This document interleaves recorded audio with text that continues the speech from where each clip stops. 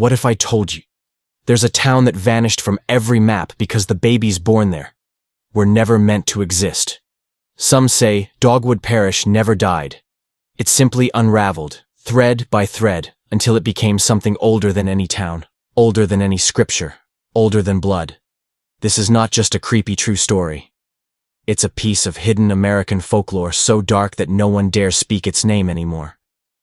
And if you're listening right now, remember one thing. Don't ever name what was never meant to be born.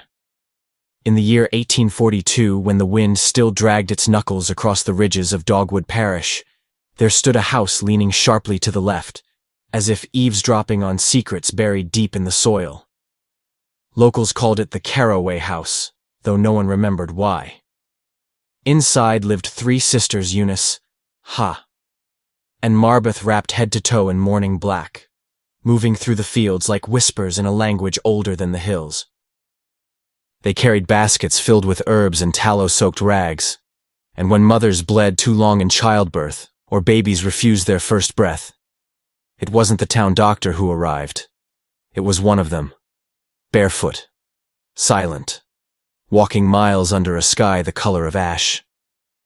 Over time, strange things began to ripple through Dogwood Parish. Children born who never blinked, livestock miscarrying in pairs, trees refusing to shed their leaves as if the forest itself was holding its breath. People whispered of dark secrets, of bowls left at doorsteps filled with something black and slick that smelled faintly of milk and rust. And when the sisters came, they never knocked. They simply appeared. And when they left, nothing was ever quite the same. This is the unsolved mystery of Dogwood Parish, a tale stitched from blood, memory, and the hum of cradles rocking all on their own. And if you think this is just an old legend, think again.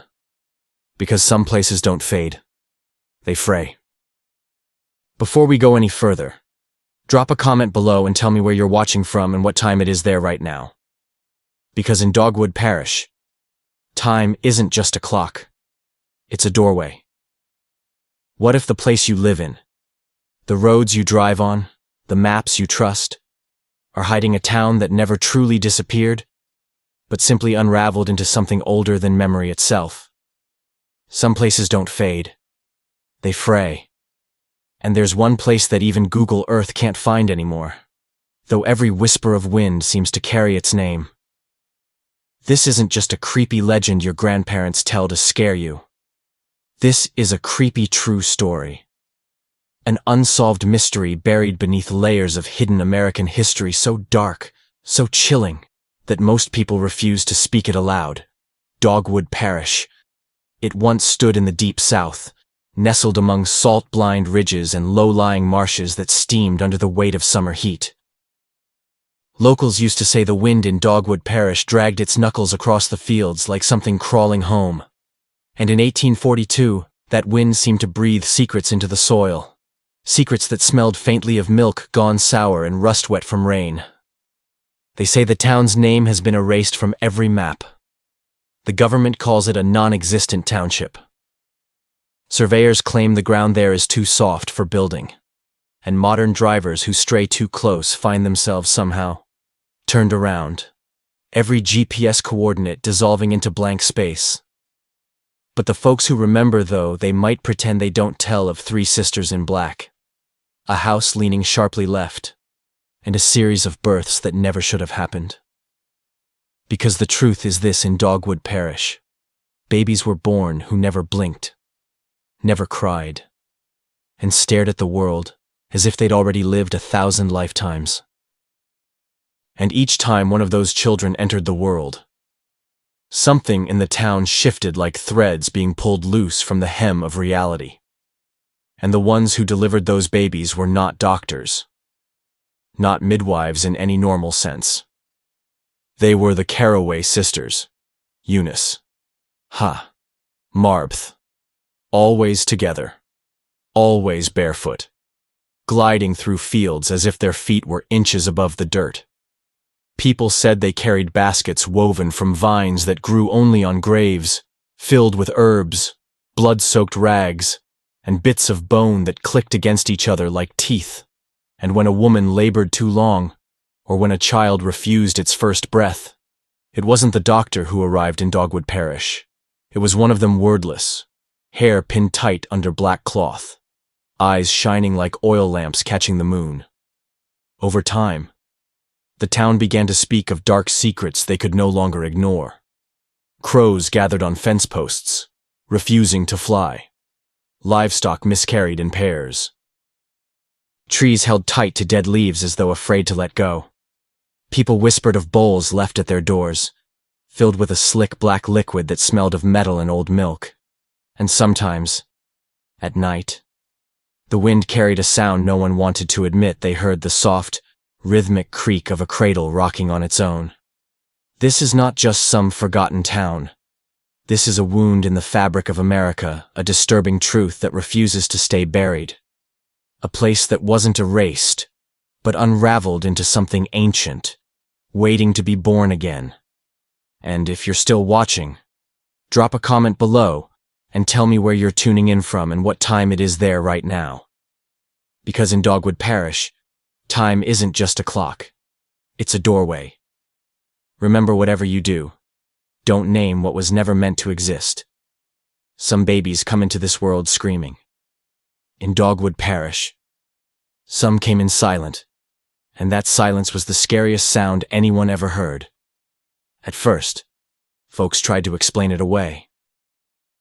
The midwives blamed breech births. The doctor blamed nerves. The preacher blamed sin. But none of that explained why. One by one, babies in Dogwood Parish were being born with eyes that never blinked.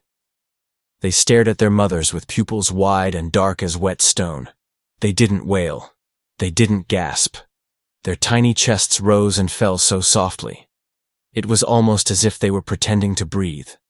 And there's something else. When those babies did look at you, it felt like they weren't just seeing you, but remembering you. Like they'd been waiting centuries for the moment your eyes met theirs. That's when people started talking. And they didn't talk in the open. They talked in whispers behind rain-soaked barns. In the back corners of the chapel where the wood smelled like mold and old hymnals. Or while pretending to pick saltweed along the ridge. They shared dark secrets no one wanted to believe. One woman said her newborn wouldn't fall asleep unless a ring of table salt surrounded the cradle. Another confessed her baby's skin blistered if touched by holy water. And then there was Jonah Bray. His son came into this world without a single cry. Just stared, night and day. No blinking, no sound. Jonah tried to carry the child to church for christening. But when he opened the chapel doors, he found the font bone dry, and the altar crawling with dead flies. People said that was no coincidence. They called it a chilling mystery, a sign that something older than sin had taken root in Dogwood Parish. Children born who never blink. That's not life. That's something else wearing life's skin. And as months passed, those babies grew, but not quite right. One child never made a sound, even when dropped from his mother's arms onto the floor. Didn't scream, didn't flinch, just blinked, slowly, as if calculating the weight of the fall. Another baby, just 4 weeks old, began to smile in her sleep. A wide, toothless grin that sometimes curled into a shape like an ancient glyph. The mother tried to turn her away from the window. The baby turned back on her own and kept smiling. And when a baby smiles at something you can't see, that's when you know you're not alone. It wasn't just the children. Animals started acting strange. Dogs refused to enter certain rooms. Chickens laid eggs shaped like teardrops, each filled with a thin white membrane instead of yolk, and the air smelled off, sweet, but rancid, like milk left in linen. That's when folks began connecting the dots, because the Carraway sisters always arrived before a birth, not after, before. Like they already knew the day and hour a child would claw its way into the world.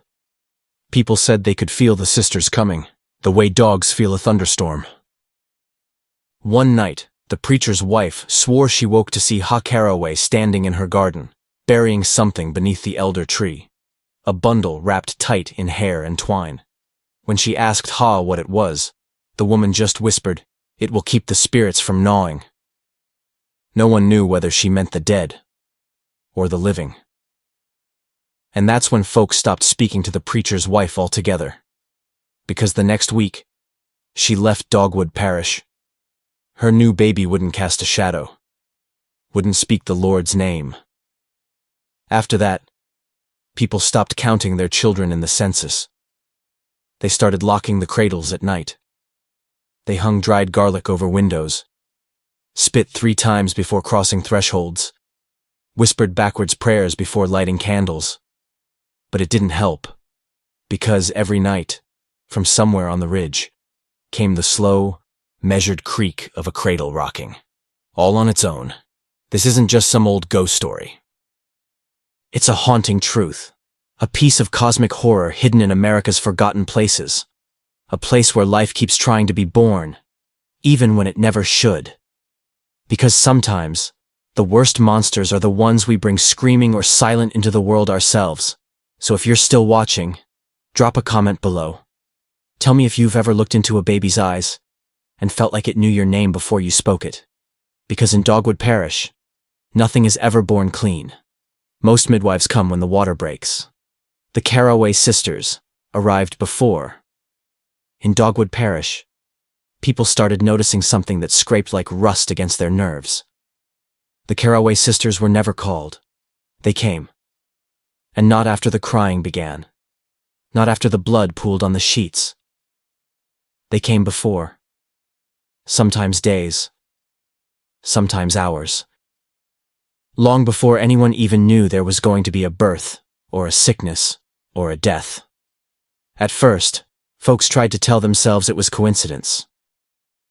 That maybe the sisters just felt things other people didn't. But it wasn't just coincidence. Because every time the sisters came gliding through town barefoot, black skirts brushing the dirt, the air changed.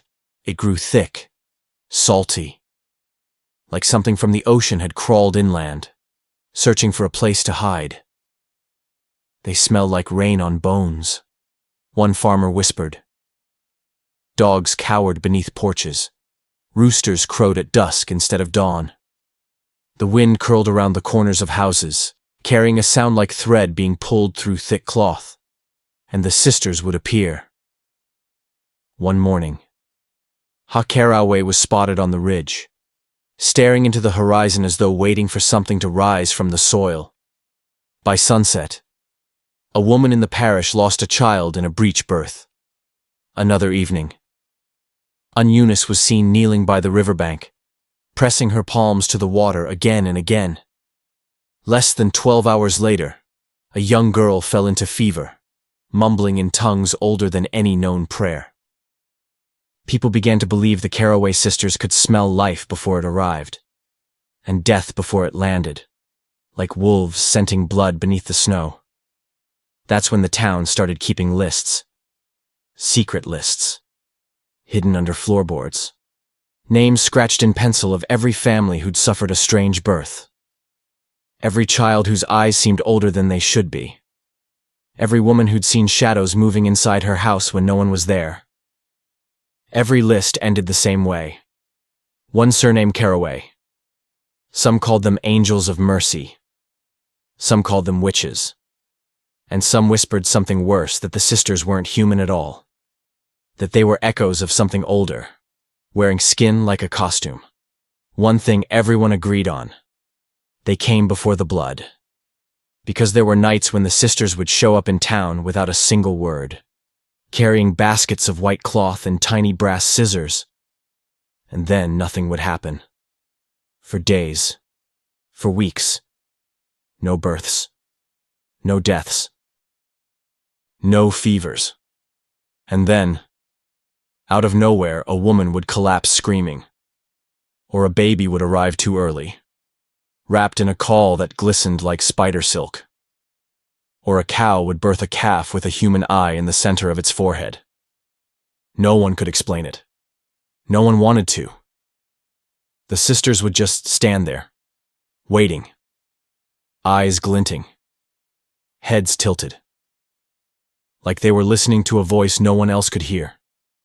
Sometimes, Eunice would murmur, "The veil is thinning." And that's when the town realized it wasn't the sickness, or the births, or the deaths that were the problem. It was the sisters knowing about them before they came. And if someone knows what's coming, maybe they're the ones bringing it. That thought festered in people's minds. It grew like mold. Because who could trust someone who arrived at your door before you even knew you'd need help? And who else would know the exact number of nails needed to build a cradle for a child that no one was supposed to name by winter? People crossed the street to avoid the sisters. Mothers turned their babies' faces away when the women passed. And every time the sisters' bare feet touched the dirt, someone in Dogwood Parish felt a chill deep in their bones. Not because the sisters might bring death, but because maybe, just maybe, they were the reason death came at all. This isn't just a creepy legend.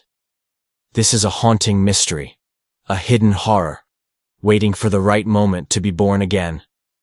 So if you're still watching, drop a comm. It's one thing for people to show up before bad things happen. It's another thing entirely when they leave traces behind that should never exist in this world. Because the Carraway sisters didn't just come and go. They left signs. And once you noticed those signs, you could never unsee them. At first, they were small, a single hair, white as bone, wrapped around a porch rail. A faint ring of salt on the ground where no one admitted pouring it. A strange knot in the reeds by the river, tied so tight it wouldn't come undone even under a blade. But then, things escalated. Threads began appearing everywhere, pale as milk, sticky like fresh sap, found twisted through the manes of horses, woven into the hinges of doors, curled inside ears of corn that hadn't even been husked yet. "Thread has no business breathing," one man said. But this stuff felt alive. People swore the threads pulsed if you touched them, like veins under skin, like something waiting to stitch itself into you. A blacksmith found a coil of it wound tight around the handle of his hammer. He tried to burn it in his forge, but instead of flame, it released a sound, a low groaning sigh, like breath caught in a dying throat. After that, he left town without a word. But the threads weren't the worst part. Because after the sisters came through Dogwood Parish, cradles would start rocking. No babies inside. No breeze strong enough to move them. Just the slow, deliberate creak of wood. Back and forth. Back and forth. A cradle rocking empty is an invitation, the preacher once said, and an answer to a question we were never meant to ask. Folks began finding other things too. Tiny bundles wrapped in linen, hidden in haylofts, behind loose bricks, beneath pews in the chapel. Each bundle was different. One contained a braid of hair tied with milkweed. Another held a single baby tooth engraved with a symbol no one recognized. One was filled with dirt that smelled like blood and church incense. No one admitted putting them there, but everyone knew who had. "They're not leaving gifts," whispered the apothecary's wife. "They're leaving warnings." Sometimes it went further. One autumn night, a farmer woke to find a circle of dirt in his yard perfectly smooth. Hairless, like skin shaved clean. In the center lay a small wax figure, shaped like an infant, lips stitched shut with black thread. He burned it, or tried to.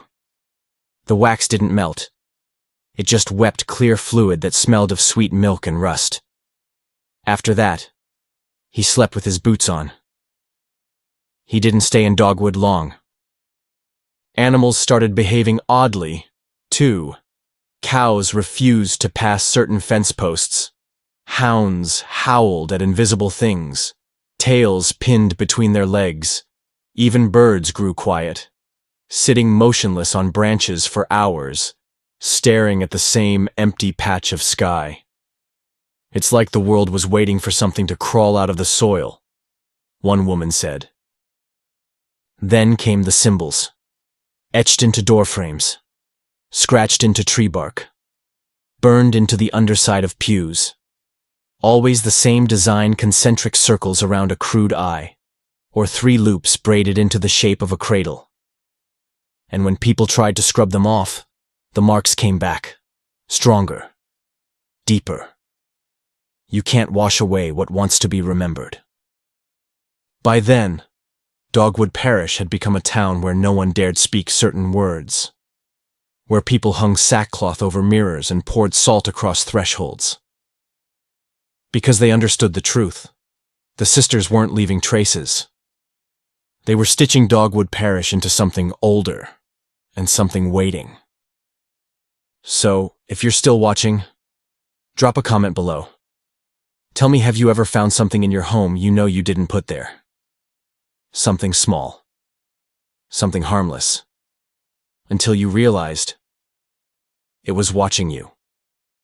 Because in Dogwood Parish, nothing is ever left behind by accident. There's haunted towns. Then there's towns that feel like they're haunting you back. Because Dogwood Parish wasn't just acting strange, it was changing. It began subtly. The kind of things you'd blame on weather or bad luck. But then the pattern started. And there's nothing more terrifying than a pattern you can't explain. First, it was the trees. Leaves that should have fallen in autumn clung to branches like dying things, afraid to let go. Whole groves stood frozen in brown canopies, unmoving, even when the wind howled at 40 miles per hour across the ridge. And when finally some leaves dropped, they fell in perfect spirals, always clockwise, never counterclockwise. Trees shouldn't remember which way time turns, whispered the preacher's wife. Then came the animals.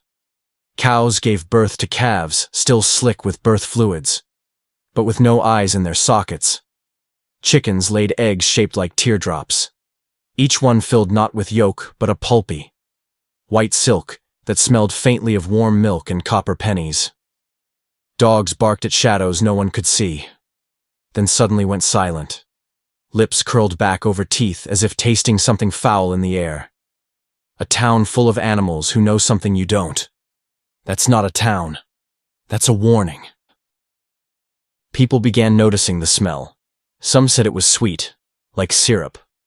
Others said it smelled like flesh boiled in salt. It drifted through the streets in thin waves, curling around doorframes and slipping through cracked windows. Wives started stuffing cloth into keyholes. Fathers nailed shut cellar doors. But the smell always found a way in, and with it came the dreams. People woke in cold sweats, whispering names no one had spoken in 100 years, names that didn't belong to anyone still living. Children dreamed of floating above fields where every stalk of corn bent toward them, as if waiting for instructions. And when dawn came, some kids woke up with soil under their fingernails and the faint taste of salt on their tongues. Dreams are supposed to stay in your head, said the blacksmith. These ones are looking for a door. Even the buildings weren't safe. Nails began working themselves loose from beams. Door hinges creaked in rhythms, as if something inside the wood was trying to speak. Pews in the chapel twisted slowly overnight, turning to face the walls instead of the altar. And on the floors, dark stains spread outward like veins. Buildings bleed, too, whispered a widow, clutching a child who would not stop staring at the ceiling. Market day became a place of half-finished sentences. People couldn't seem to remember prices, or why they'd come to town at all. And all the while, hovering in the background, was the hum. a low vibration that rose each night after the second bell. Layered, harmonic, almost choral. Some said it sounded like thread being pulled through flesh. Others said it was the sigh of something enormous exhaling beneath the dirt. If the ground's breathing, it means it's about to speak, said an old man on the ridge. And still, the Carraway sisters kept moving through the streets, barefoot, silent, sometimes humming in three-part harmony, sometimes carrying bowls covered in cloth, from which steam curled in shapes no one could name. And every time they passed, folks felt like they'd been measured, weighed, counted. By winter, no one spoke above a whisper. No one let children sleep near windows. And everyone started carrying salt in their pockets. Because Dogwood Parish was no longer just a town. It was becoming a place where reality felt thin. Where the line between birth and memory, between past and future, was unraveling. This isn't just a creepy true story. It's a haunting truth about places that refuse to stay buried, and the things waiting to come through. So if you're still watching, drop a comment below. Tell me, have you ever felt your town watching you back? Like it's waiting for you to remember something you were never supposed to know. Because in Dogwood Parish, nothing stays forgotten forever. Every small town has that one dare no kid ever really wants to take. In Dogwood Parish, that dare was the Carraway house. It stood on the ridge, leaning left like it was trying to hear secrets whispered underground. Shingles missing. Windows dark. And even in daylight, a shadow seemed to pool around its foundations, as though the earth itself was recoiling. People swore the Carraway house could feel you coming. One summer night, Levi Donald's older brother dared him go up there, knock on the door, just once, then run. Levi was 12. He didn't want to look scared. So he set off barefoot under a sky heavy with stars. The cicadas had fallen silent, as if even insects knew better. The older kids waited at the bottom of the ridge, listening for the sound of wood splintering beneath Levi's knuckles. But no knock ever came. Hours passed, and when Levi finally came stumbling back into the glow of lanterns, he looked like something peeled him open and forgot to close him back up. His shirt was soaked through, plastered to his skin like wet paper. One of his eyes had turned inward, locked on a spot no one else could see. He didn't speak. Not when his brother shook him. Not when the town doctor waved smoke beneath his nose. He just kept breathing. Like he was listening for someone to tell him it was safe to stop. Only when the preacher pressed a trembling palm to Levi's forehead did the boy whisper one word. Wailing. No one knows if it was a name, a warning, or a memory. But the next morning, Levi's hair was completely white. Every strand. After that, his family packed a wagon and left Dogwood Parish before sunset, because Levi would no longer sleep near windows. He refused to go outside when the wind was blowing from the ridge, and every so often, he'd just stand in the yard, staring at the sky, murmuring, "She's measuring me." The town tried to forget. But it's hard to forget the way a child comes back looking older than his father. And that's when people went up the hill, searching for answers. They found nothing, no footprints, no sign of Levi's passage. But outside the Carraway gate, pressed deep into the dirt, were handprints. Tiny handprints. Far too small to belong to any of the sisters, but sunk into the ground like whatever made them had been dragged down into the earth, and was waiting. "Small hands leave the deepest marks," whispered the midwife, staring at her own trembling fingers. After that, the town changed. The air thickened like syrup. Leaves refused to fall from the trees, and the chapel bell, which hadn't rung in months, began tolling once at 3:00 Mom. Every night, a single note. Low, hollow, like the breath of something dying. Children started waking up screaming about a woman with no eyes, counting with her fingers in the dark. Livestock birthed calves whose bones felt like coils of wire under skin. Milk turned sour overnight, leaving a slick residue in the bottom of buckets, and everywhere. The name Levi Donald became a hush. People began to wonder, did Levi see something inside the Carraway house? Or worse, did something inside the Carraway house see him? Because in Dogwood Parish, the worst secrets didn't stay hidden. They came home. Wrapped in children who couldn't remember being children at all.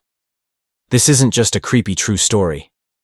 It's a cosmic horror, an unsolved mystery written in the eyes of a boy who should have stayed 12 forever. So if you're still watching, drop a comment below. Tell me, have you ever looked into someone's eyes and felt like they weren't looking at you, but through you? Because in Dogwood Parish, some stares are older than time. Some people have intuition. The Carraway sisters had something worse. Because the longer Dogwood Parish lived under the Carraway's silent watch, the more folks started believing one terrible thing: they could smell blood before it was ever shed. It was the preacher's wife who said it first. She claimed she woke one dawn to see Carraway standing in her garden, barefoot in dew so cold it crusted like glass on every blade of grass. Ha held her hands outstretched, palms hovering just above the dirt, moving in slow, precise circles, as if tasting the air for something hidden beneath the soil. She wasn't praying, the preacher's wife whispered later. She was measuring. By the time the sun rose, the preacher's wife was gone.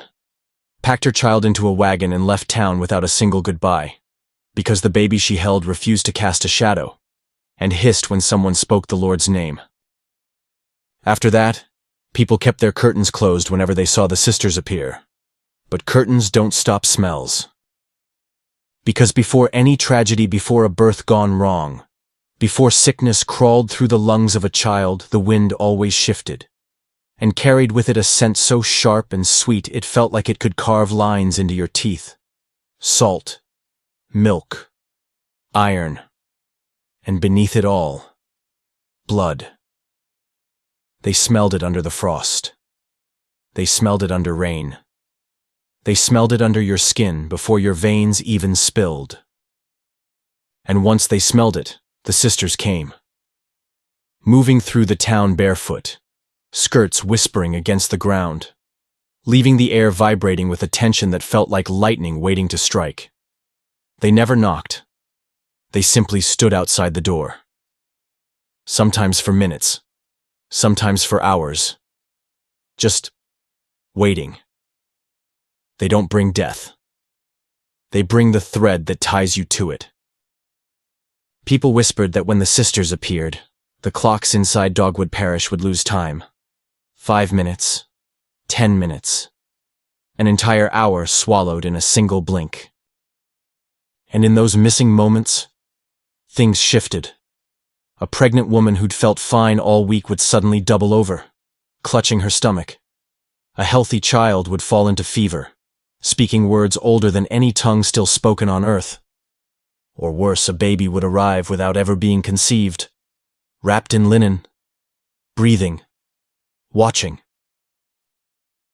Folks started keeping track, writing down the exact day, hour, minute they saw a Carraway on the ridge. And sure enough, tragedy would follow. Not always death. Sometimes just things that changed you. A hair turning white overnight.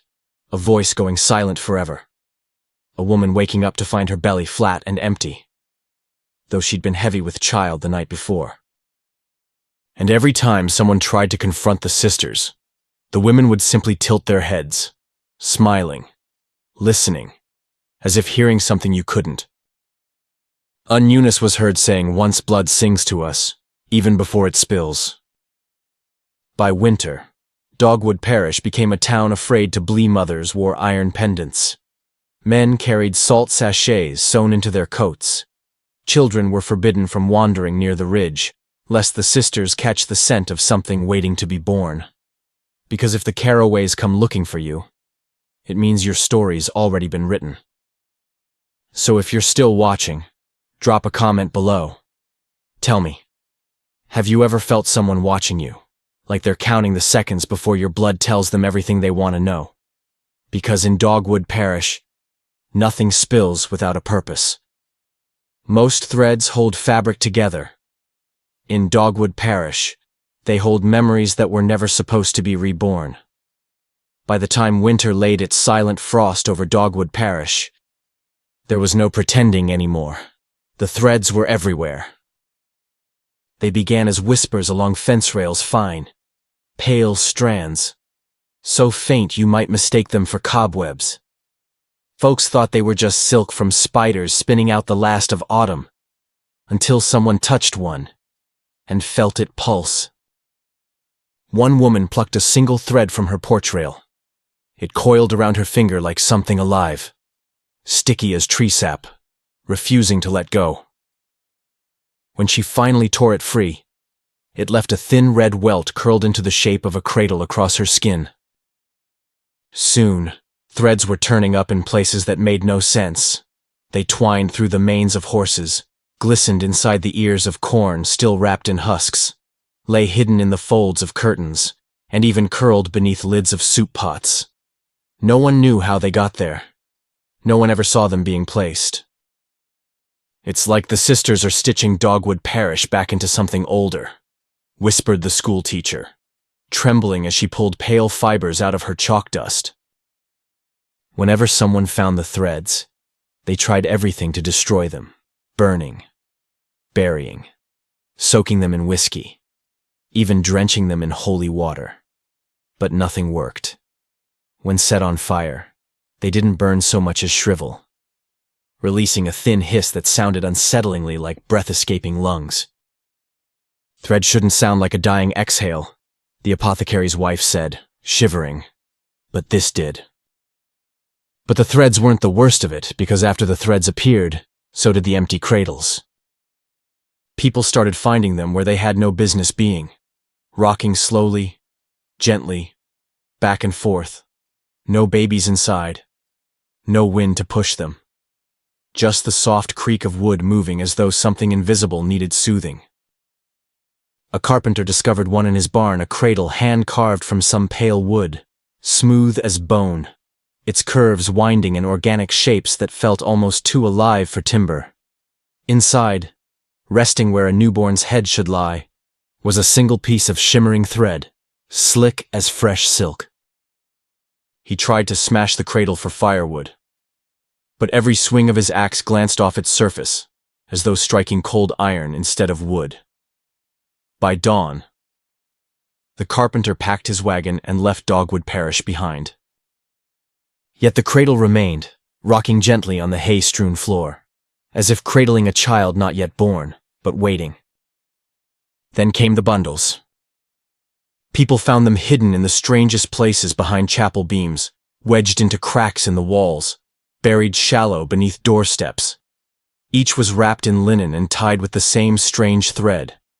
Inside, there was always something wrong.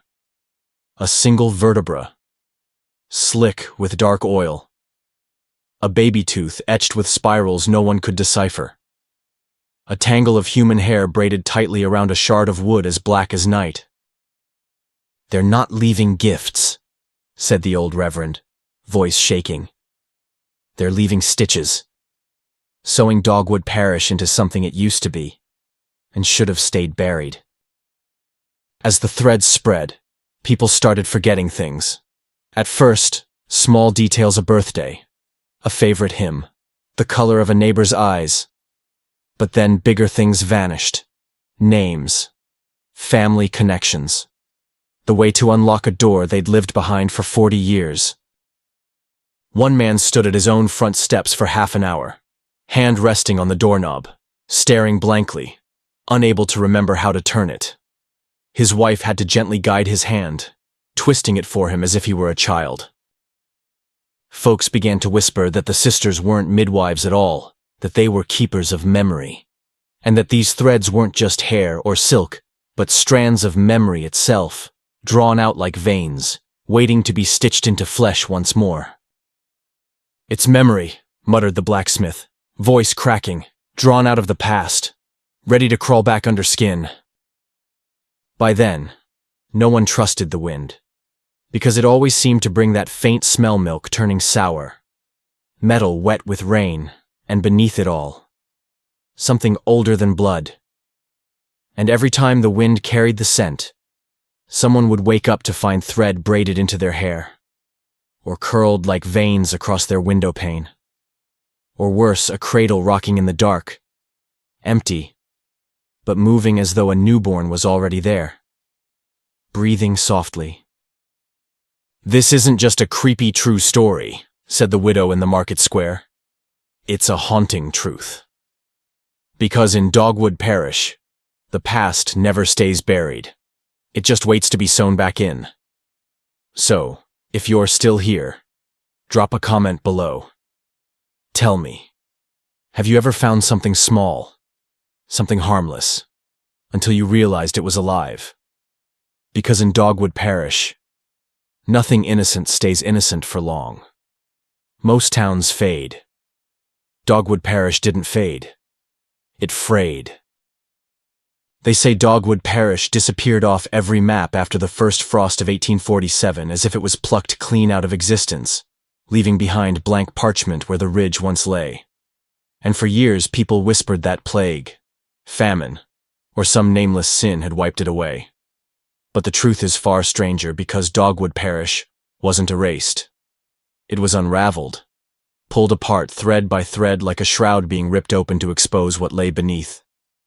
Because imagine a tapestry where each stitch is a moment in time, a heartbeat, a breath, and something tugs at one corner until all the memories fall into a pile of loose threads waiting to be woven again. Because that's what happened to Dogwood Parish.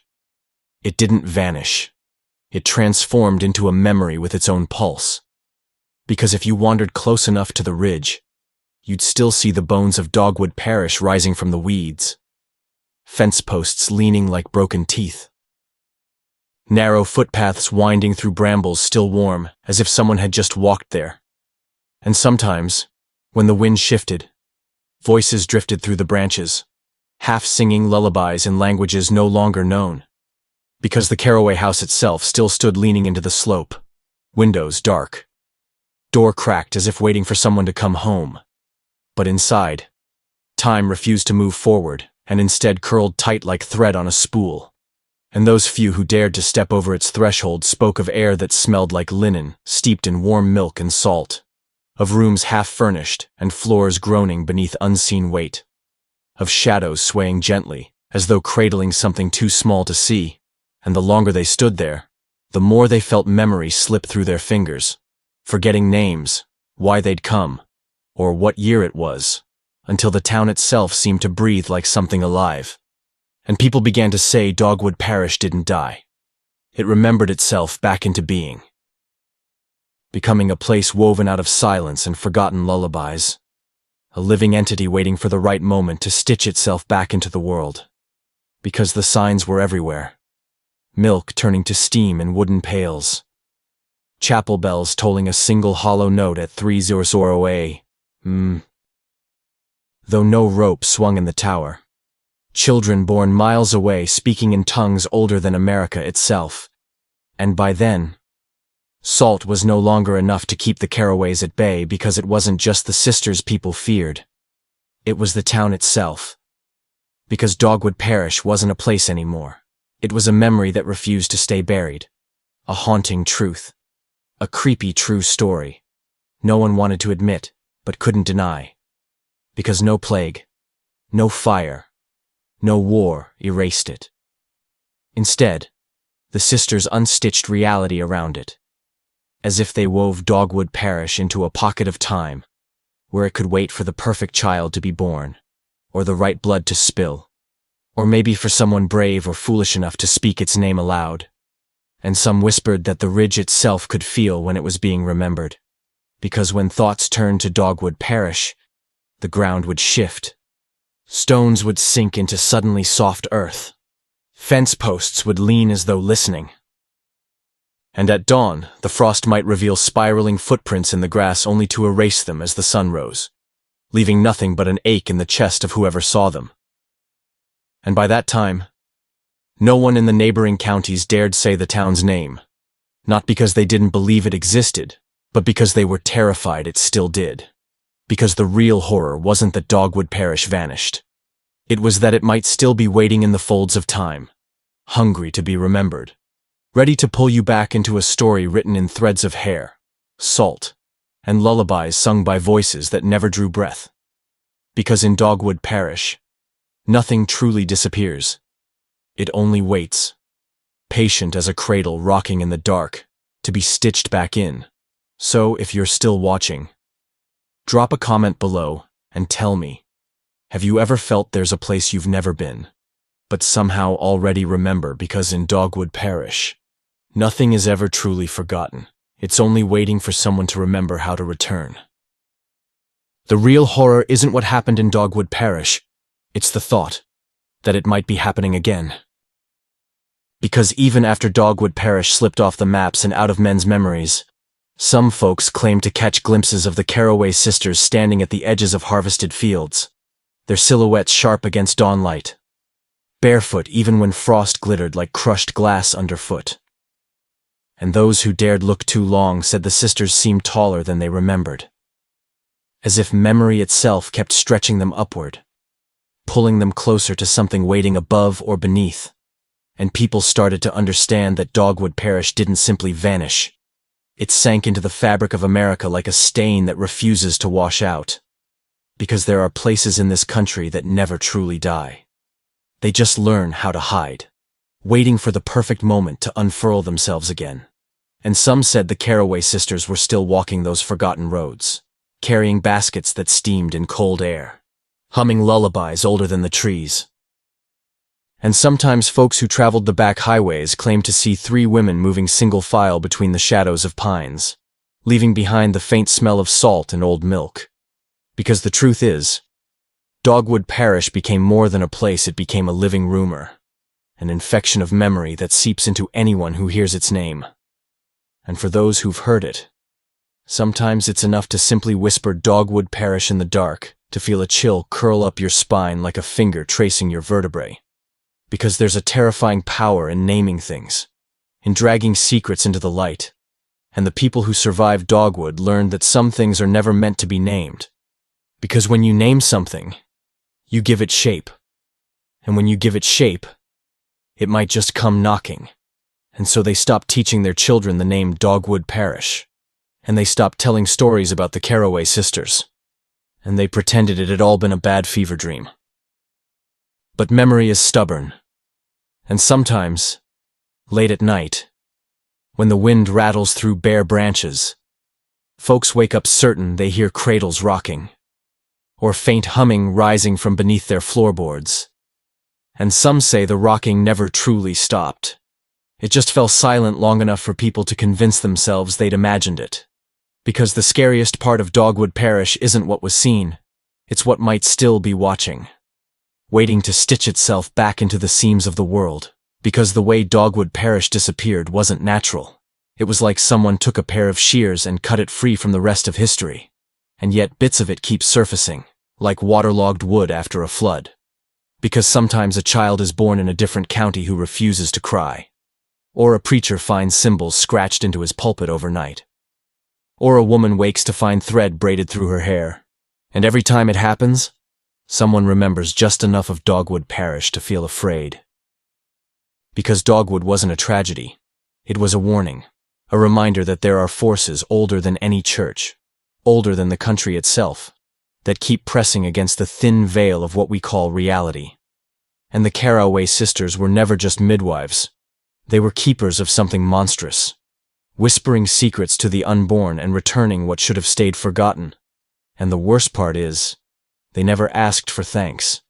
They only ever asked for silence, stillness, and for people to never speak the names of things that were never meant to exist.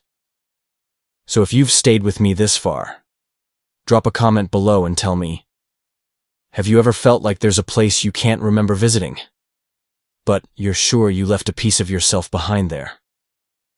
Because in Dogwood Parish, nothing is truly forgotten. It only waits for you to remember enough of it to find your way back.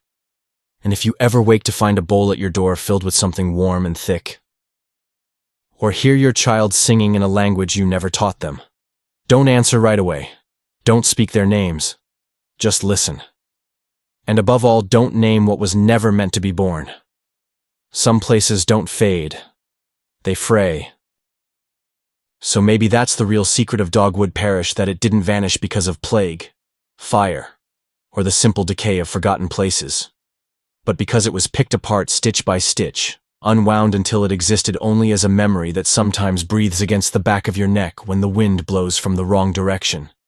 Because for all the maps that tried to erase it, for all the ledgers that crossed out its name, Dogwood Parish still lingers, woven into the shadows between highway miles and hidden under layers of silence like a second skin. Because places like Dogwood don't die. They just learn how to wait, quiet as a cradle rocking in an empty room. And the Carraway sisters, those three women with eyes like windows into storms, never asked for worship or gratitude. Only silence, stillness, and for no one to ever name what should not have names. And the chilling truth is, sometimes silence is the only thing that keeps certain doors closed. Because Dogwood Parish became more than coordinates on a map, it turned into a living rumor, a haunting truth whispered on CB radios by truckers crossing lonely stretches of I-40, or murmured in midnight conversations by folks who swear they've seen three women walking single file along a ditch, barefoot, even in the snow, leaving behind the faint scent of milk and rust. Because it's easy to think stories like this are just creepy legends, the kind you swap around a campfire. But the real terror comes when you realize legends leave fingerprints. Because there are still towns where the ground goes soft for no reason, where infants are born silent and wide-eyed, and where old men wake weeping with thread braided into their hair. Because the cosmic horror of Dogwood Parish isn't just what happened, it's the possibility that it's happening again, somewhere else, under another name, hidden behind polite small-town smiles and neat white steeples. Because some places don't fade, they fray, and the Carraway sisters taught Dogwood that there's a line between the world we know and the world we try not to remember. And once you see that line, you can't unsee it. Because the last snowfall came early in Dogwood Parish, blanketing roofs and roads in silence so thick it felt like cotton pressed over a mouth trying to scream. And after that, no footprints were left behind, no bells rang, no mail arrived. But sometimes, when the wind shifts just right, folks claim they hear humming drifting through the bare branches, low and rhythmic, like someone is pulling thread through flesh. Because the real haunting truth is, this Dogwood Parish didn't die. It was tucked away, waiting to be remembered. And if you've listened to this story all the way to the end, maybe that's a sign it's found a new thread in you. Because legends have a way of seeking out listeners who are ready to carry them further. And if tonight, while you're drifting off, you hear the sound of a cradle rocking when there's no breeze, or if your child murmurs a word you've never taught them in a voice too old for their throat, promise me one thing: don't answer right away. Don't speak the sisters' names, and above all, don't name what was never meant to exist. Because some truths are safer, left sewn shut, and some stories will keep rocking in the dark, whether we tell them or not. So if you're still watching, drop a comment below and tell me, have you ever felt like there's a piece of you missing and you're afraid of what might crawl back through the gap to fill it? Because in Dogwood Parish, nothing is truly forgotten.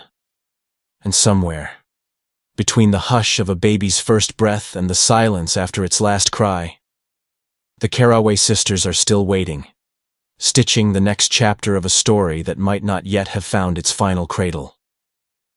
The scariest places aren't the ones you can visit. They're the ones you carry inside you. Because here's the thing, no one tells you about places like Dogwood Parish. They don't stay buried under soil and maps. They cling to memory, a living rumor pulsing beneath the surface of your thoughts, waiting for a crack wide enough to slip through. Because Dogwood Parish didn't vanish like dust swept off a porch.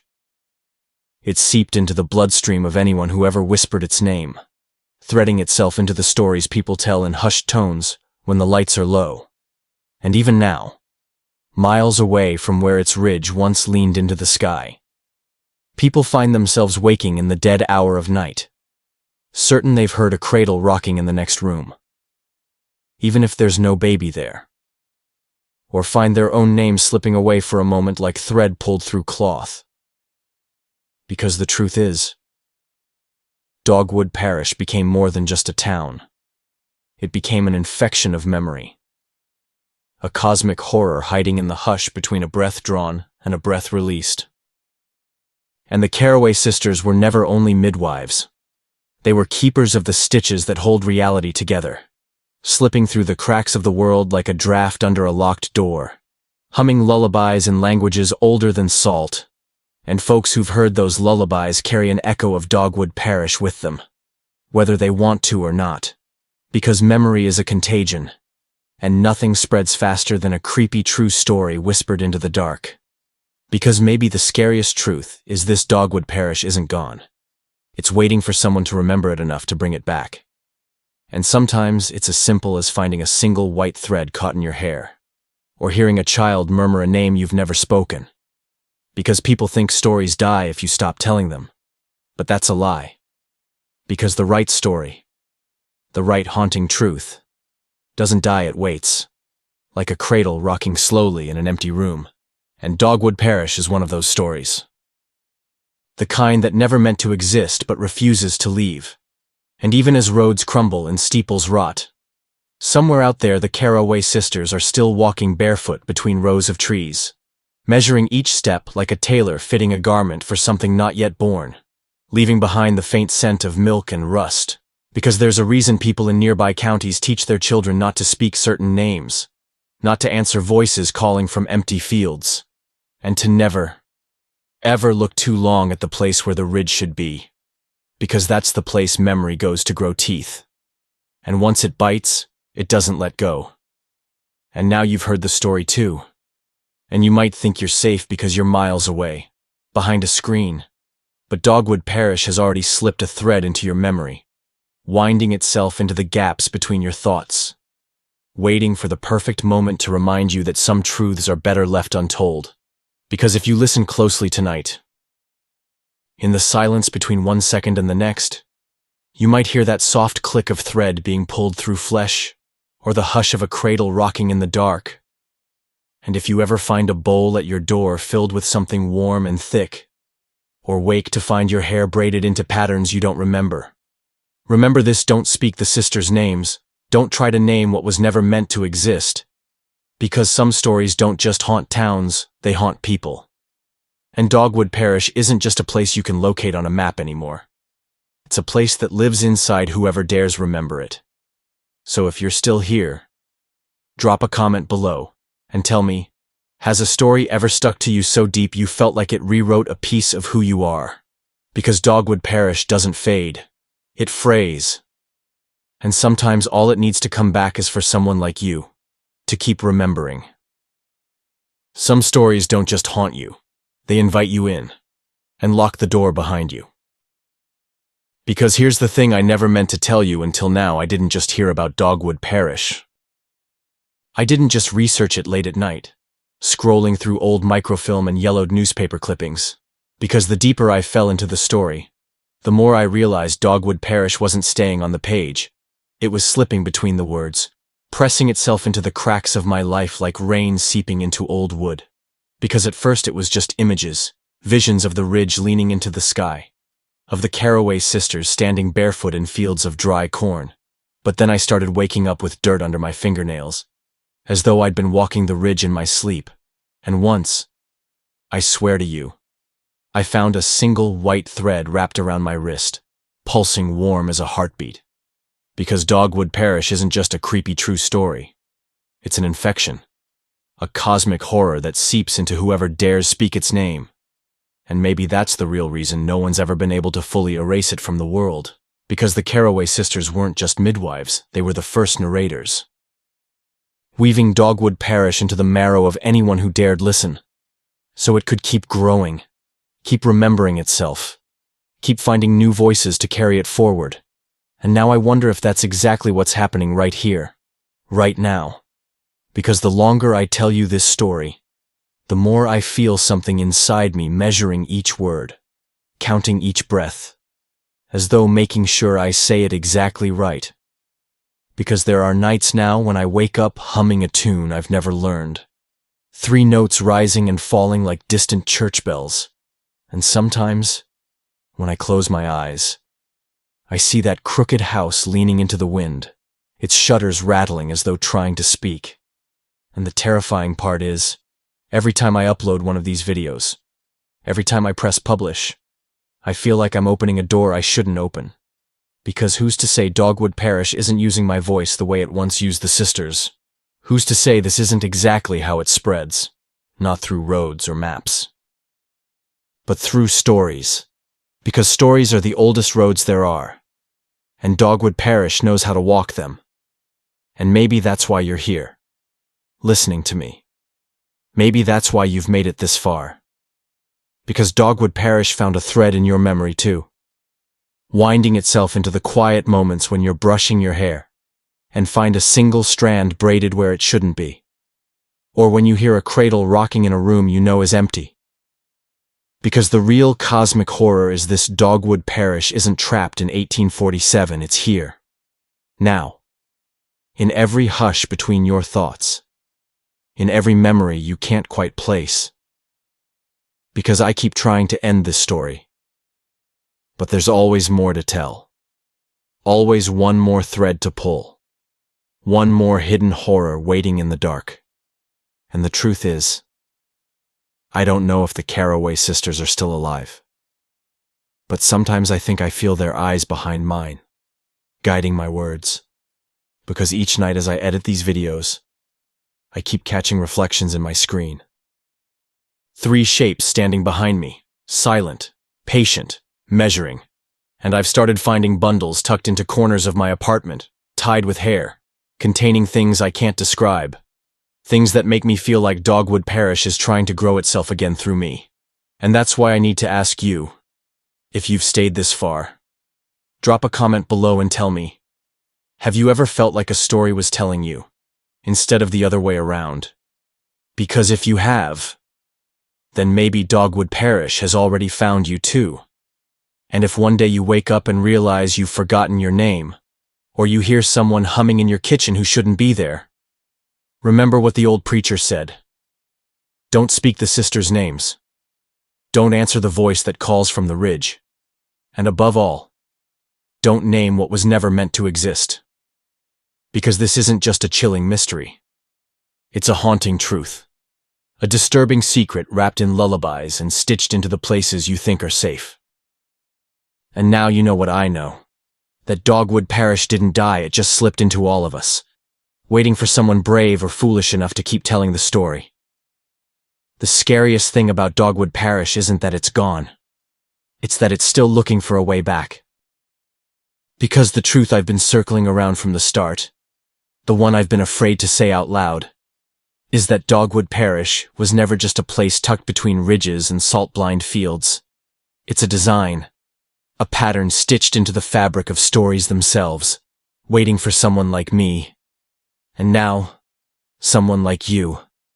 Because from the moment you heard the Carraway sisters' names, from the instant you felt your skin crawl hearing about cradles that rock without wind, Dogwood Parish found a place to hide inside you. Because that's how stories like this work. They're not just creepy true stories.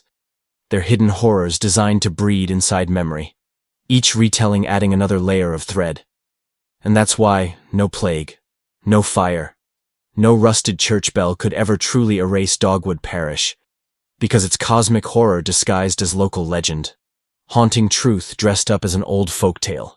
Because think about it, how many towns have disappeared off maps, leaving behind nothing but rumors and half-whispered names? How many places have been unwound stitch by stitch until only silence remained? And who's to say those places weren't just earlier drafts of Dogwood Parish, practicing how to slip into stories, how to slip into people? Because that's what I've realized the longer I've told you this story. That Dogwood Parish isn't just watching us, it's using us, measuring the hush between our breaths, waiting for the perfect moment to slip one more stitch into the cloth of the world. And maybe that's why the Carraway sisters were always humming. Because they were keeping time. Keeping rhythm for the needle that pierces memory and makes it bleed new patterns. Because now I can't look at my reflection without wondering if my eyes are mine or borrowed from someone who once stood barefoot on the ridge. And the scariest part is I don't think I'm alone in that feeling. Because if you've stayed with me this far, if you've let my words sink into your ears and coil around your thoughts, then you might already be part of the next layer of Dogwood Parish's design. Because that's the unsettling revelation no one wants to admit. Dogwood Parish survives by becoming a story you can't stop thinking about. The kind of disturbing secret that waits for the right silence to echo back into your life. And maybe it'll happen tonight. Maybe tomorrow. Maybe 10 years from now. But one day, you'll wake up humming a tune you swear you've never heard. Or you'll see a cradle rocking in a room that should be empty. Or you'll find your child staring into the dark, whispering words older than the land itself. And when it happens, remember that you were warned. Remember that the Carraway sisters never asked for worship, only silence. Only that you never name what was never meant to exist.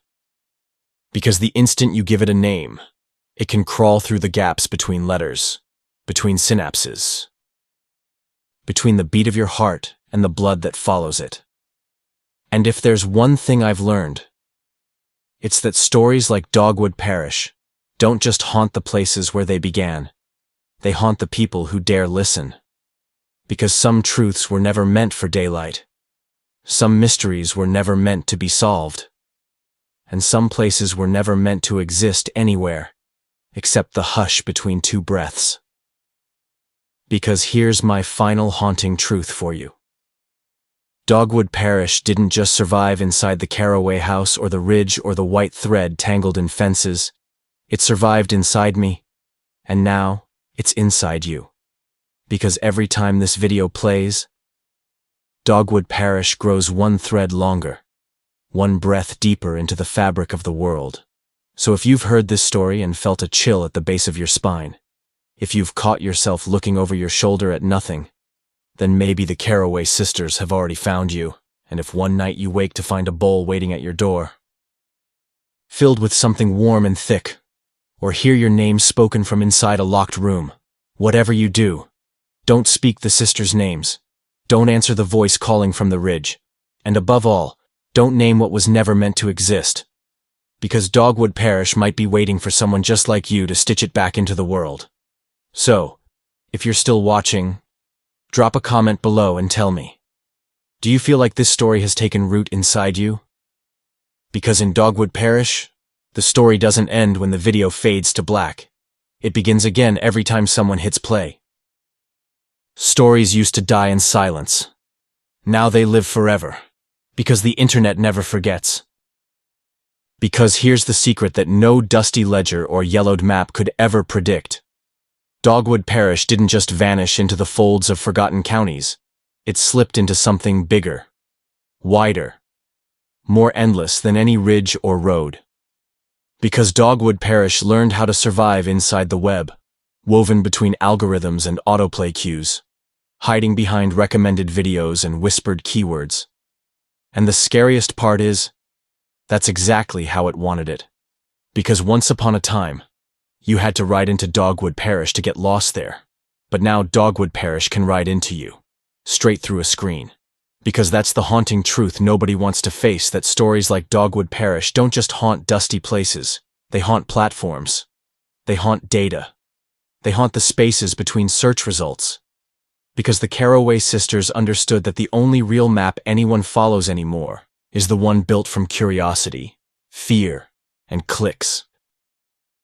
And they learned how to stitch themselves into that map, one keyword at a time. Because think about it.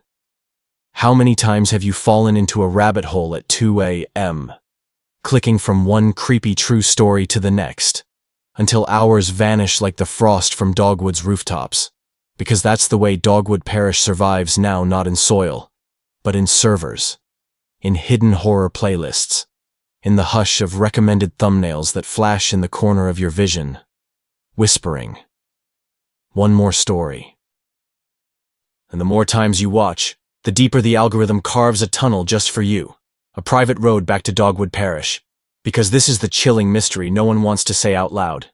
Every play, every view, every comment is a stitch pulling Dogwood back together. Because legends were once born from mouths and firelight. But now they're born from engagement metrics, from watch time and retention curves. And Dogwood Parish has become a dark secret living under the hood of the very platform you're watching this on. Because what if the Carraway sisters were never meant to stay buried? What if their voices were waiting for the day humans invented a machine capable of telling their story 1,000,000,000 times over without stopping? Because that's what the internet is, a cradle big enough to rock an entire world of forgotten things back into being. And sometimes I wonder if this story is even mine anymore. Or if I'm just reciting words whispered into my head by women standing barefoot in a field, no map records.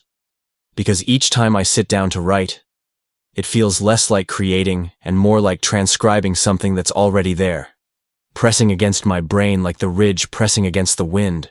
Because Dogwood Parish didn't die, it evolved. It became a haunting truth that can replicate itself infinitely, hopping from one person's feed to another, always searching for the next pair of ears willing to listen. And maybe that's why you're still here. Because there's a piece of you that wants to know what comes after the last cradle stops rocking. And I'm here to tell you, it never stops. Because Dogwood Parish is now a living digital organism, growing every time someone types a comment like, "This gave me chills," or "I can't sleep now." Because that's how legends travel in this century, through compression rates and autoplay loops, and each time the video restarts.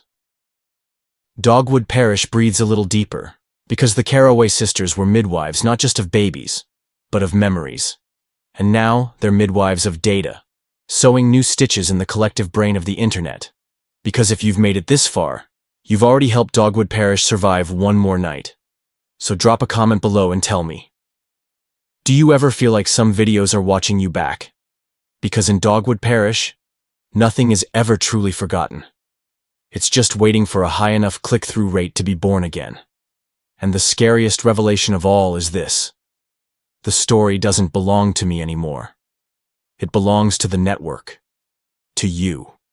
To whoever hits play next. Because some places don't fade. They fray. And now Dogwood Parish is tangled so deep in the wires and lights of this world that the next time you see a cradle rocking in an empty room, you might wonder if you're really alone.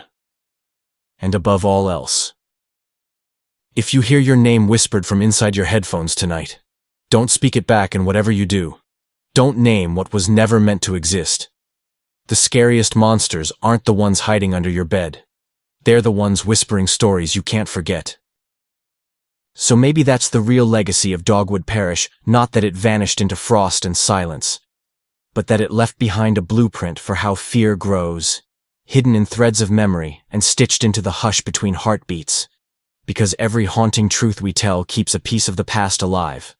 And while legends like the Carraway sisters might have begun as shadows walking barefoot along a ridge, today they walk straight into your living room through pixels and speakers. And that's why it matters how we choose to face them. Because the dark secrets of Dogwood Parish aren't just meant to terrify. They're reminders that the human mind is powerful enough to cradle terror and keep going anyway. And sometimes the only way to keep the shadows at bay is to shine a light on them, to share the story so it loses some of its teeth. Because even the creepiest true story can't hold dominion over you if you refuse to keep it hidden. And that's why I'm grateful you're still here, listening. Because it means you've chosen curiosity over silence. And that's the first step toward reclaiming power from any cosmic horror that dares slip its threads into your thoughts. Because the truth is, Dogwood Parish might be lurking in the hush of an empty house, or in the way your own reflection seems to blink a moment too late. But as long as we keep talking about it, as long as we keep telling each other the unsettling revelations we find, the shadows lose their grip. And maybe that's the ultimate punchline hidden inside every disturbing secret, that fear thrives in silence, but dies in the light of community. So if this story crawled under your skin tonight, if it left you glancing over your shoulder or humming a tune you've never heard, I want to know, which part of Dogwood Parish do you think will keep you awake the longest? Drop your thoughts in the comments below. Because the more we talk, the less power these dark corners have over us. And if you don't want to face the next chapter alone, make sure you subscribe. Hit the bell so you'll know when I'm back with another chilling mystery. And save this video so you can revisit the clues whenever you need a reminder that some places don't fade, they fray.